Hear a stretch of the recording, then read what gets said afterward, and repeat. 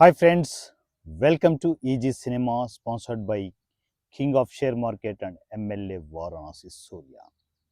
ఈరోజు సినిమా ఇండస్ట్రీలో కొందరు డైరెక్టర్స్ చేసే తప్పులు, కొందరు ఆర్టిస్టులు చేసే తప్పులు, వాటి గురించి నేను డిస్కస్ చేయాలనుకుంటున్నాను. కొంచెం లెంగ్త్ ఉంటుంది కానీ వినండి. ఎందుకంటే లైఫ్లో అందరికీ పనికొచ్చే, మీరు ఎప్పుడూ చూడని, ఎప్పుడూ వినని వీడియోలు ఈసీలో వస్తూ ఉంటాయి. ఎవరు చెప్పరు ఇవన్నీ, సినిమా ఇండస్ట్రీలో ఎవరు చెప్పరు.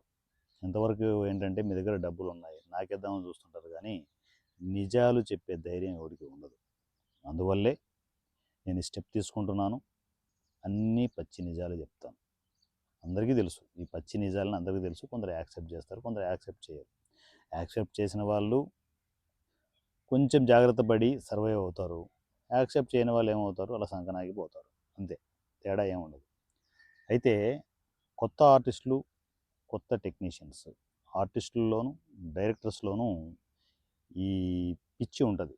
పిచ్చే అంటాను నేను. అది సినిమా ఇండస్ట్రీలో డెవలప్ కావాలి, ఒక ఆర్టిస్ట్గా ఎదగాలి, ఒక డైరెక్టర్గా ఎదగాలి. రెండో గోల్స్ ఉంటాయి. సరే, ఏం చేస్తారు? హైదరాబాద్ వస్తారు, ఈ ఆఫీసు ఆ ఆఫీస్ అని తిరిగేసి ఇష్టం వచ్చినట్టు తిరిగి, మన వాడుక భాషలో చెప్పాలంటే చెప్పులు అరిగిపోయేలా తిరిగిపోయి, చిచి ఈ సినిమా ఇండస్ట్రీ నాకు సపోర్ట్ ఇవ్వదు, నాకున్న టాలెంట్ గుర్తించదు, నేనే ఏదో ఒకటి చేయాలని చెప్పేసి అప్పుడు ఏం చేస్తారు? అప్పటికే కొన్ని పరిచయాలు అయ్యి ఉంటాయి. ఆ పరిచయాలు ఈ పరిచయాలు దృష్టిలో పెట్టుకునేసి నేనే ఒక సొంతంగా ఒక సినిమా చేస్తే, నా ప్రొడక్షనే, ఓన్ ప్రొడక్షనే చేసుకొని నేను ఆర్టిస్ట్గా సర్వైవ్ కావడానికి నేనే సినిమా చేస్తే, ఈ క్వశ్చన్ మార్క్ మీకు వచ్చి ఉంటుంది. అవునా? ఇది మీరు సొల్యూషన్ అనుకోవద్దు, క్వశ్చన్ మార్కే. సో దాని తర్వాత డైరెక్టర్స్ కూడా అనుకుంటారు, ఎవడో ఏంటి ఇచ్చేది, నేనే ప్రొడక్షన్ చేసుకుంటాను, నా సినిమా నేనే చేసుకుంటాను. అయిపోయింది, కథం. ఈ డెసిషన్ మీలో ఎంతోమంది తీసుకొని ఉంటారు. చూస్తున్న వాళ్ళు ఎంతోమంది ఈ డెసిషన్ తీసుకొని ఉంటారు. తీసుకున్నారా? తీసుకోవడం తప్పు కాదు, కానీ దాన్ని ఏంటంటే జాగ్రత్తగా ఇంప్లిమెంట్ చేయడం తప్పు. మనం ఏం చేస్తాం? సొంత ప్రొడక్షన్ స్టార్ట్ చేసుకుంటాం. ఆర్టిస్ట్ అనుకోండి, తనే హీరో ఉంటాడు. తను ఏ పర్సనాలిటీ ఏంటి, తన పర్సనాలిటీకి తగ్గట్టు ఏదైనా స్టోరీ డిజైన్ చేసుకున్నారా? ఏం ఉండదు. ఎంతసేపు అక్కడ ప్రభాస్ను, పవన్ కళ్యాణ్ను ఊహించేసుకునేసి మనం కూడా అదే అనుకుంటాం, మనం కూడా ప్రభాసే, మనం కూడా పవన్ కళ్యాణే అనుకుంటాం. అలా అనుకునేసి దిగుతాం. దిగి సొంత ప్రొడక్షన్ కదా, ఇప్పుడు కొంచెం నొప్పి ఉంటుంది, కానీ తప్పదు. మనం ఎదగాలి అంటే ఇంక సొంత ప్రొడక్షన్ చేయాల్సింది, వేరే దారి లేదు అనంతగా దిగిపోతారు.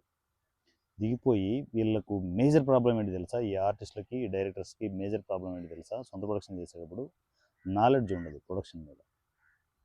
సినిమా ఇండస్ట్రీలో గుర్తుపెట్టుకోండి, ఇది పచ్చి నిజం గుర్తుపెట్టుకోండి. మీరు సొంత ప్రొడక్షన్ స్టార్ట్ చేస్తున్నారు, ఏ నాలెడ్జ్ లేదు అనుకుంటే మిమ్మల్ని అడుగడుగున నాకేసే వాళ్ళే ఉంటారు. సందు దొరికితే, కుదిరితే ₹1000, ఇంకా కుదిరితే ₹1,00,000 దొబ్బడానికే ట్రై చేస్తుంటారు. మీరు ఒక పర్ఫెక్ట్ ప్లానింగ్తో వెళ్తాను, పర్ఫెక్ట్ రూట్లో స్కెచ్ చేస్తే వేరే లెవెల్లో ఉంటుంది. నేను ఇంతే ఎడ్జ్ ఇలాగే అనుకుంటే ఇంతే జరగాలని చెప్పేసి అనుకుంటాను అనమాట. అంటే బడ్జెట్ పరంగా ఇంత బడ్జెట్లోనే నేను చేయాలనుకుంటున్నాను, ఒక్క రూపాయి కూడా దాని నుంచి బయటికి తీయను అనుకుంటారు ఫస్ట్ స్టార్టింగ్లో. ప్రతి ఒక్కరు అదే అనుకుంటారు.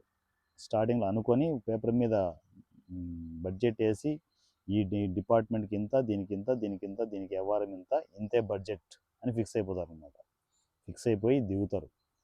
తీరా దిగిన తర్వాత మేనేజర్ స్థాయి నుంచి మీకు వాయింపుడు స్టార్ట్ అవుతుంది.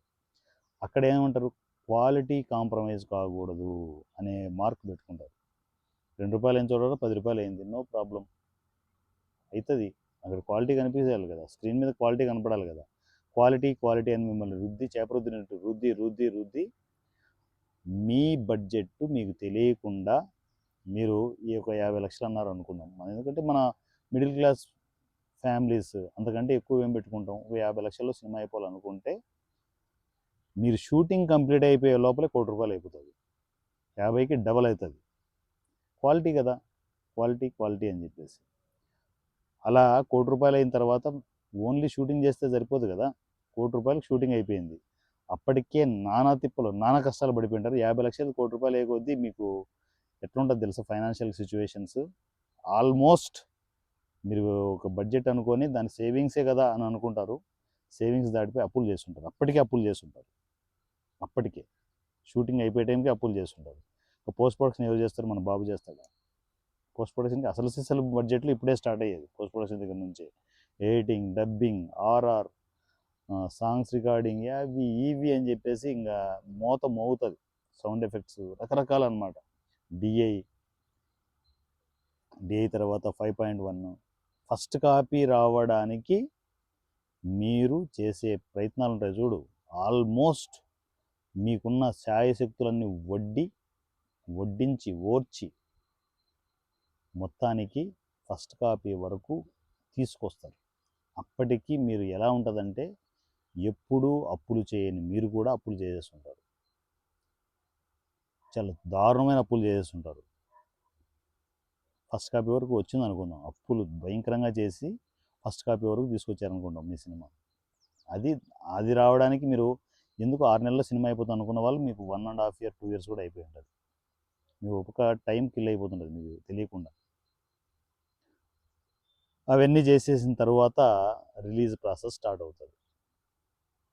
నా సినిమా అద్భుతం అని చెప్పేసి మీకు మీరు అనుకుంటూ ఉంటారు. ప్రతి ఒక్కరు అదే అనుకుంటారు.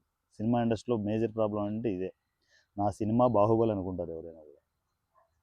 లేదనుకుంటే నా సినిమా మరో కేజీఎఫ్ అనుకుంటారు. సో అనుకోవడం తప్పు కాదు. ఎవరి కాకి పిల్ల కాకి ముద్దు తప్పేం కాదు కదా. అలా అనుకొని అందరికీ షోలు వేస్తుంటారు, చూస్తుంటారు. ఇదే పని అనమాట. ఖర్చుల మీద ఖర్చులు పెడుతూనే ఉంటారు. షో వేసినప్పుడు ఊరికే అవుతుందా? అక్కడ రెంట్ కట్టాలి, వచ్చిన వాళ్ళకి స్నాక్స్ ఇవ్వాలి. కుదిరితే ఏంటంటే కొంచెం ఏదో మనకు వర్కౌట్ అయిపోయి బయటికి పడతాం అనుకుంటే వాళ్ళకి భోజనాలు పెడతారు. చికెన్ మటన్తో మంచి భోజనాలు పెడతారు. ఇవన్నీ ఉంటాయి. ఇది తెలియకుండా మీకు నెత్తిన పడుతూనే ఉంటాయి. మీకు ఒకానొక స్టేజ్లో ఎలా ఉంటుందంటే ఈ సినిమాను వదిలించుకుంటే చాలరా బాబు అన్నంత దారుణంగా ఉంటుంది. మీకు ఇన్కమ్ రావాల్సిన అవసరం లేదు దీని మీద. నా బడ్జెట్ నాకు వస్తే చాలు అనే స్టేజ్కి వచ్చేస్తారు. నేను పెట్టిన బడ్జెట్ వచ్చేసి ఈ ఇచ్చే వాళ్ళని అందరికీ ఇచ్చేసి అప్పులు క్లియర్ చేసుకుంటే చాలు అన్నంత సిచ్యువేషన్ ఉంటుంది. అలాంటి సిచ్యువేషన్లో ఎంతోమంది ఆర్టిస్టులు ఉన్నారు, ఎంతోమంది డైరెక్టర్స్ ఉన్నారు. నేను సినిమా ఇండస్ట్రీలో ఎక్కువ ఉండేది వీళ్ళే. ఎందుకంటే వాళ్ళు ప్రూవ్ చేసుకునే ప్రాసెస్లో ఎక్కడో ఒక చోట ఉంటారు అబ్బా. 100 మందిలో ఎవరో ఒకరు, ఒక సందీప్ రెడ్డి వంగ లాంటి వాళ్ళు ఎవరో క్లిక్ అయి ఉంటారు. వాళ్ళని ఇన్స్పిరేషన్గా తీసుకుని వీళ్ళు దిగుతారు. ఆయన క్లిక్ అయ్యాడు కాబట్టి ఈరోజు తోపు అనే రేంజ్లో ఉంటున్నాం మనం. కానీ క్లిక్ అవ్వని ఎంతోమంది సందీప్ రెడ్డి వంగాలు ఉన్నారు, ఎంతోమంది పవన్ కళ్యాణ్లు ఉన్నారు, ఎంతోమంది ప్రభాస్లు ఉన్నారు. ఇక్కడ వాళ్ళందరూ క్లిక్ అవ్వరు. రకరకాల కష్టాలు, రకరకాల కన్నీళ్ళు, ఆ ఉచ్చులో ఇరుక్కుపోయి ఉంటారు. వాళ్ళు బయటికి రారు ఇంకెప్పుడు. ఆ సినిమా బయటకు రాదు. అలా పోతూ ఫస్ట్ కాపీ రెడీ అయిపోయిందా, దాని తర్వాత బిజినెస్ కాదు. ఎందుకు మీకు ఫ్రీగా రిలీజ్ చేసుకోవచ్చు.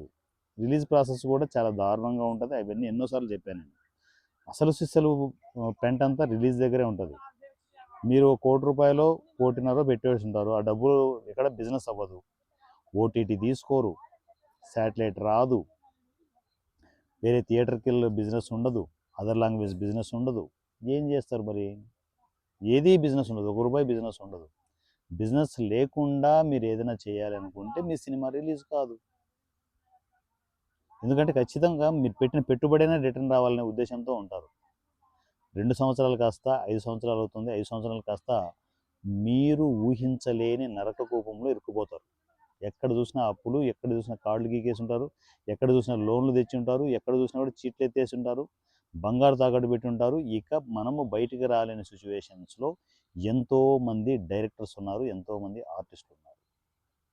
వీళ్ళందరూ టాలెంటెడ్ పర్సన్సే, కానీ ఇరుక్కుపోతారు. ఇక బయటికి రాలేరు. అలాంటి సిచ్యువేషన్లో ఎంతోమంది డైరెక్టర్స్, ఎంతోమంది ఆర్టిస్టులు ఉన్నారు కాబట్టి చెప్తున్నాను నేను. అలాంటి తప్పు మీరు చేయొద్దండి. చేసిన వాళ్ళని ఏమి చేయలేం, కానీ అలాంటి తప్పు పొరపాటును కూడా చేయొద్దు. Thank you so much.